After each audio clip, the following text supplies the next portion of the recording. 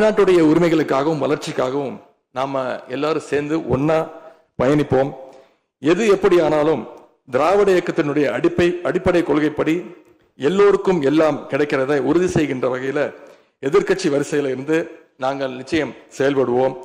நடந்து முடிந்த தேர்தலில் ஆட்சி அமைப்பதற்கான பெரும்பான்மையை ஆளுங்கட்சிக்கு மக்கள் வழங்காமல் போனாலும் திராவிட முன்னேற்ற கழகத்துடைய தலைமையில் தேர்தலை சந்திச்சு வென்ற தோழமை இயக்க சட்டமன்ற உறுப்பினருடைய ஆதரவோடு ஆட்சி அமைத்திருக்கக்கூடிய புதிய அரசிற்கும் மாண்பு முதலமைச்சர் அவர்களுக்கும் என்னுடைய வாழ்த்துக்களை நான் மீண்டும் தெரிவித்துக் கொள்கின்றேன்.